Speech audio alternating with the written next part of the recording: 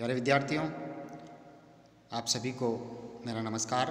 मैं डॉक्टर नेमीचंद कुमावत, सहायक आचार्य हिंदी विषय, राजकीय महाविद्यालय की आपके इस बी पार्ट सेकंड विषय हिंदी साहित्य के द्वितीय प्रश्न पत्र की आज की इस ऑनलाइन कक्षा में मैं आप सभी का हार्दिक अभिनंदन और स्वागत करता हूं।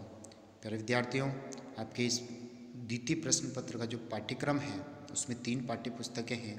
एक रक्तध्वज नाटक, एक निबंध संग्रह की पुस्तक और एक तीसरी एकांकी संग्रह की पुस्तक। तो अभी हाल ही की जो ऑनलाइन कक्षाएं हो रही है उसमें हमने आपकी एकांकी संग्रह की पाठ्य पुस्तक से हम पढ़ रहे हैं और इसमें पहली एकांकी नया पुराना, दूसरी एकांकी दीपदान पर हम विस्तार से चर्चा कर चुके थे। और हाल ही की जो 3-4 ऑनलाइन कक्षाएं हुई थी जिसमें आपकी तीसरी जो एकांकी है बीमार का इलाज, उसको हम पढ़ते आ रहे हैं। उस पर विस्तार से चर्चा हमने कर ली है और आज की इस ऑनलाइन कक्षा से आज ये एकांकी भी पूर्ण कर लेंगे हम। तो आइए हम उसी क्रम को जारी रखते हुए आज हम आगे बढ़ते हैं। सरस्वती जो है डॉक्टर वैद्य जी आकर के जो दवा बता करके जाते हैं कि काढ़ा देना और गोली देना और जिससे उससे बुखार उतर जाए, तो वो काढ़ा पिलाती है और विनोद चुपचाप काढ़ा पीने लगता है और तब तक चंद्रकांत लौट आते हैं। तो देखिए, चंद्रकांत विनोद से दवा पीते देखकर, ये क्या हो रहा है विनोद? सरस्वती, दवा दे रही हूँ और क्या? चंद्रकांत, तुम पागल हो गई हो। डॉक्टर विनोद डॉक्टर गुप्ता की दवा पी चुका है, यानी विनोद जो बीमार है ये डॉक्टर गुप्ता की दवा को पी चुका है। सरस्वती, सुनो, मैं ये नहीं मानती। मैं डॉक्टर की दवा और डॉक्टर दोनों को व्यर्थ समझती हूँ। मालूम नहीं है आपको? ये प्रतिमा को इस डॉक्टर ने मार ही डाला था। वह तो कहो वैद्य हरिचंद ने जो आया था और उन्होंने अपना ये काढ़ा पिलाया और दवा दी और उससे वो बच गई, नहीं तो मर ही जाती। चंद्रकांत, तुम मूर्ख हो। कहीं डॉक्टर मूर्ख होता है? मूर्ख है ये वैद्य जो कुछ नहीं जानते। प्रतिमा को तो डॉक्टर गुप्ता से लाभ हुआ था। सरस्वती, बिल्कुल गलत। दवा तुम्हें देती थी, मुझे मालूम है किससे लाभ हुआ उसे, यानी प्रतिमा को किससे लाभ हुआ ये मुझे मालूम है। चंद्रकांत, विनोद दवा मत पियो, हरगिज नहीं पियो। वैद्यों की दवा पीना मृत्यु को बुलाना है, यानी कहने का तात्पर्य डॉक्टर हरिचंद के इस काढ़े से कोई इलाज नहीं होगा। अंग्रेजी उपचार से तेरा बुखार उतरेगा। सरस्वती, बेटा ये काढ़ा पीना बहुत आवश्यक है, इसे बिना पिए तुम्हें लाभ नहीं होगा। इन्हें कहने दो, ये ऐसे ही कहते रहते हैं। यदि वैद्य जी की दवा न होती तो प्रतिमा कभी की मर गई होती, यानी प्रतिमा जो इनकी पुत्री है उसको लेकर, क्योंकि डॉक्टर हरिचंद वैद्य ने ही उनको बचाया, वैद्य जी ने उनको बचाया था।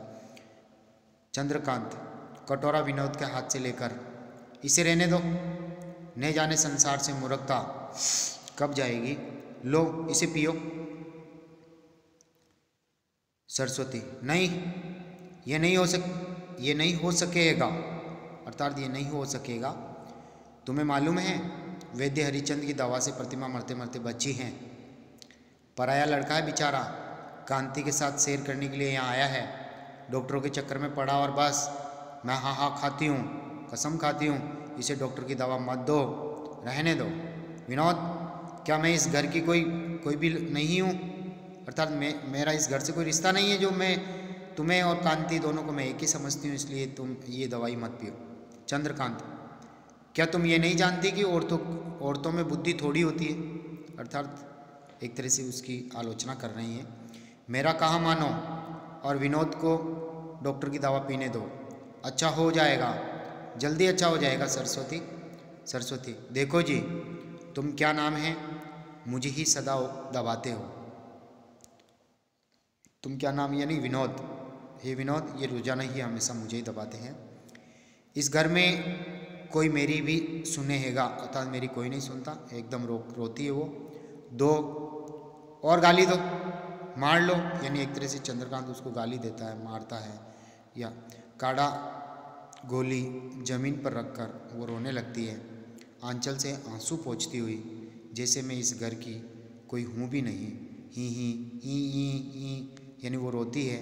न अच्छी बात सुने हैंगे, कोई अच्छी बात भी नहीं सुनता, न समझ की बात, ई फिर वो रोती है। यानी कहने का तात्पर्य सुबक सुबक करके सिसके लेते हुए वो रोती है सरस्वती कि उसकी बात को कोई, यानी ये जिद कर रही है एक वैद्य की दवा दे करके, काढ़ा और गोली पिला करके बुखार उतारने की जो परंपरागत उपचार पद्धति है जिसको ये मानती आ रही है, तो इसकी आस्था उसी चिकित्सा पद्धति भी है। जबकि डॉक्टर चंद्रकांत जो है पढ़े लिखे हैं और अंग्रेजी दवाइयों पर विश्वास करते हैं, और इसलिए डॉक्टर गुप्ता के द्वारा दी हुई दवाइयाँ ही वो विनोद को देना चाहते हैं ताकि इससे उसका बुखार उतर जाएगा। चंद्रकांत हैरान रहकर, अरे तो भगवान यानी भाग्यवान स्त्री को संबोधित करके, मैंने तुम्हें गाली कब दी? मैंने तो यही कहा कि डॉक्टर की दवा से विनोद अच्छा हो जाएगा, मैंने तो सही तो कहा तुम्हें। सरस्वती रोते हुए ई काफ़ी देर तक सुबक किए लेती है। और गाली किसे कहेंगे, गाली किसको कहोगे फिर? मुझे मरी मौत भी तो नहीं आवे हैं, अर्थात मैं मरना चाहती हूँ तो भी तो मौत नहीं आती है। एक दफ़े मर जाऊँ तो रोज़ रोज़ का झंझट ये समाप्त हो जाए। रोकर, वैद्य हरिचंद ने जेर तो नहीं दिया ना, ये भी तो काढ़ा ही तो दिया है, दवाई दी है, काढ़ा और गोली ही तो दी है, फिर न जाने इतनी जिद क्यों है? मैं क्या कोई इसकी दुश्मन हूँ? हिचकी भरकर, अच्छा करो तो बुरा होई, अच्छा करो तो बुरा होए, अक्कड़ कर, मैं साफ कह दूँ हूँ, विनोद पिएगा तो काढ़ा ही पिएगा, डॉक्टर की दवा हरगिज नहीं पिएगा।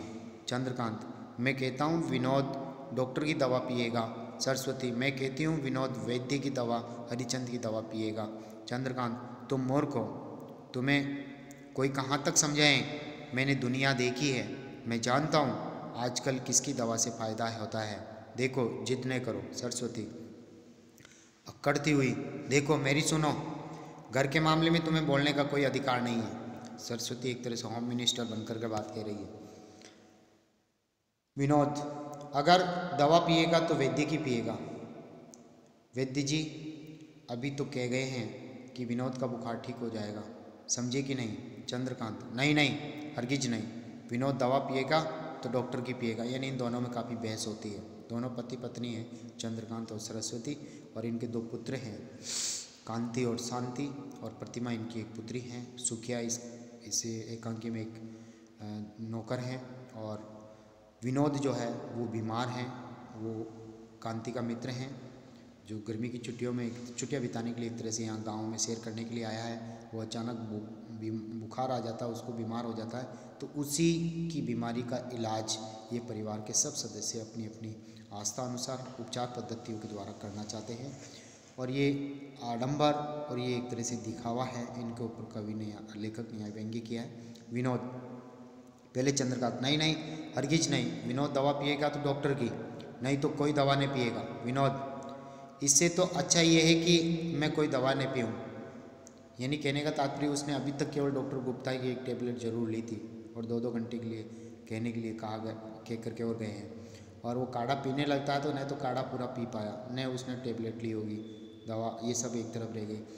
और जो पंडित जी जो मार्जन करने के लिए आए थे वो जल के केवल छींटे छिटक करके चले गए हैं।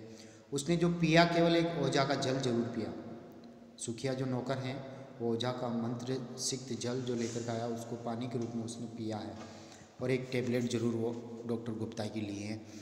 तो ये विनोद अब कहना चाह रहा है कि इन सारी चिकित्सा पद्धतियों तो वो परेशान हो गया, और एक बीमार व्यक्ति की कोई नहीं सुनता, उसका उपचार देखिए वो कितना परेशान हो रहा है। ये आपस में लड़ रहे हैं कि ये दवा पीनी है, वो पीनी है, वो पीनी है, उसके ऊपर थोपी जा रही है ज़बरदस्ती, और थोपने से वो और अधिक बीमार हो जाएगा। तो कहने का तात्पर्य यहाँ पर ये है कि वो बीमार व्यक्ति ही अंततः ये सोचने लगता है कि ये परिवार के सदस्य यहाँ पर बीमार है, सारे के सारे आपस में झड़प रहे हैं, इनकी बीमारी का इलाज होना चाहिए, मैं तो अपना आप स्वस्थ हो जाऊँगा। सरस्वती, ये कैसे हो सकेगा भैया, मैं मर जाऊँ इससे तो अच्छा है भगवान मुझे उठा ले, अब इस घर में मेरी कोई ज़रूरत नहीं है। हाय राम, दूसरों के सामने भी मेरा अपमान हो रिया है, यानी विनोद के सामने मेरा अपमान, एक स्त्री अपमान को सहन नहीं कर सकती, और तुम देख रहे हो प्रभु क्रोध से, मैं तो अपना सिर फोड़ लूँगी, इस घर में अब मेरी ज़रूरत ही क्या है। ले पी विनोद, और विनोद से पीने के लिए सरस्वती कहती। चंद्रकांत लाचारी से, अच्छा भाई काढ़ा पी लो, मुझे क्या, अजब परेशानी में जान है इन औरतों के मारे, तुम लोग कभी कोई नई बात नहीं सीखोगी। यानी कहने का तात्पर्य तुम लोग इन औरतों के मारे तुम लोग कभी कोई नई बात नहीं सीखोगी, कभी दूसरे का कहना नहीं मानोगी, कभी भला बुरा नहीं सोचोगी। अक्कड़ कर, डॉक्टर मेरा चाचा तो नहीं लगता, लेकिन याद रखो विनोद, जल्दी अच्छा होने के लिए ये आवश्यक है कि तुम डॉक्टर की दवा पियो। अच्छा चलो, विनोद के ऊपर ही फैसला रहा। क्यों विनोद? सरस्वती, देखो लगे उसे बहकाने, ये क्या जाने बेचारा, ये तो बीमार है। मैं कहूँ हूँ वैद्य की दवा देकर ही तो देखो। लो बेटा पियो तो सही काढ़ा, अतः इस काढ़े को पी लो। चंद्रकांत, और मैं दुश्मन हूँ? सरस्वती, तुम क्यों दुश्मन होते? राम करे इसके दुश्मन रहे ही नहीं, पियो तो सही।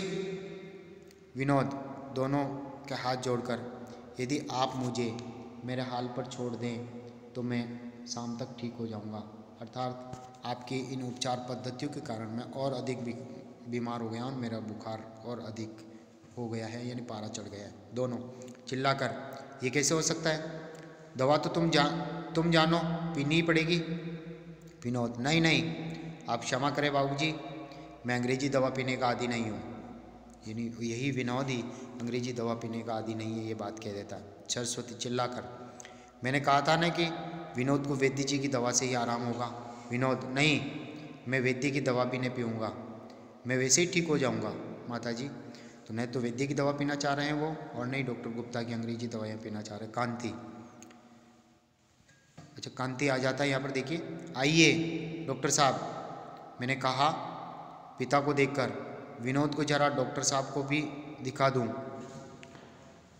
यानी कांति जो है दूसरे डॉक्टर पर विश्वास करता है, तो विनोद उठकर जाने लगता है। अरे विनोद, तुम तो जा रहे हो, क्या बात है? सुनो, देखो डॉक्टर साहब आए हैं। विनोद, यानी कहने का तात्पर्य परिवार के सभी सदस्य अपने अपने स्तर पर जिन जिन से उपचार लेते हैं, जिन जिन से जो ठीक हुए हैं, वही एक आडंबर इनके बन गया है, और वास्तविकता ये जानते नहीं है। और कांति भी जो इनका मित्र है वो भी एक नए डॉक्टर को लेकर के आ जाता है। विनोद, मेरा बुखार घूमने से उतरता है कांति, मैं घूमने जा रहा हूँ। और वो जाता है। Doctor, he is suffering perhaps from Kings disease, यानी इनको नींद से घूमने की बीमारी मालूम होती है। कांति चिल्लाकर, बेचारा विनोद, मैं जाता हूँ, शायद वे अपने आप में नहीं है। चंद्रकांत, लेकिन डॉक्टर ने तो बुखार की दवा दी है, और अब ये नींद में घूमने की बीमारी जो है कांति जिस डॉक्टर को लेकर आया वो ये बता रहा है। सुखिया, पहले सरस्वती, और वैद्य जी ने अपच का काढ़ा, डॉक्टर साहब अपच का काढ़ा देने के लिए कहा है, और डॉक्टर गुप्ता जो है वो बुखार की दवा दे के गए हैं। सुखिया, फ़ायदा तो मेरे लाए पानी से हुआ है, मैं ओझा से फूंकवा कर पानी लाया था। यानी सुखिया जो नौकर है वो ओझा जी से मंत्र सिक्त पानी ला करके इनको पिलाया। डॉक्टर, मिस्टर कांति, मुझे इस घर में सभी बीमार मालूम होते हैं, चलो। सब चिल्लाकर, ओ डॉक्टर, और पर्दा गिरता है। यानी जितने भी परिवार के सदस्य हैं वो सभी बीमार हैं। वो जिन जिन बीमारी ये लग गई कि जिन जिन आस्था पद्धति को उन्होंने अपना रखा, चिकित्सकीय पद्धति, विभिन्न चिकित्सा पद्धतियों को उन्होंने अपना रखा है, उन सभी की वजह से तो यहाँ डॉक्टर गुप्ता जी कह रहे हैं कि मुझे तो सभी के सभी लोग यहाँ पागल नज़र आ रहे हैं, यानी एक तरह से सभी बीमार नज़र आ रहे हैं। तो प्यारे विद्यार्थियों, ये एकांकी आज पूर्ण होती हैं, और मैंने आरंभ में ही ये बात बताई थी कि एकांकी बहुत रोचक हैं, प्रभावपूर्ण हैं। और डॉक्टर चंद्रकांत जो है एलोपैथिक दवाइयों पर विश्वास करते हैं, पुत्र कांति जो होम्योपैथिक पे विश्वास करता है, सरस्वती आयुर्वेदिक इलाज पे विश्वास करती है, और सुखिया जो है वो एक तरह से ओझा जी के मंत्र सिक्त जल पे विश्वास करता है, और पंडित जी जो है झाड़ फूंक और मार्जन जल के पवित्र जल से, मंत्रोसिक्त जल से छिड़काव पर विश्वास करते हैं। तो कहने का तात्पर्य यहाँ पर जीवन की जो एक यथार्थता से परिपूर्ण कहानी तो है, आस्था और अंधविश्वासों पर यह कटाक्षपात है, विभिन्न चिकित्सा पद्धतियों पर एक तरह से व्यंग्य किया गया है, रोगी को असुविधा और परेशानी होती है, विविध आस्थाओं के यहाँ दृश्य दिखाए गए हैं, पात्रों के आचरण और विश्वास पर यहाँ तीखा व्यंग्य किया गया है, और मध्यम वर्गीय परिवार के अंधविश्वास पर यहाँ व्यंग्य हैं, समाज में व्याप्त विसंगतियों पर करारा व्यंग्य किया गया है, और अंत में जो डॉक्टर आते हैं कांति जिनको लेकर के आता है, उनके द्वारा ये कहलवाया गया है कि यहाँ परिवार के प्राय सभी के सभी सदस्य यहाँ पर बीमार हैं।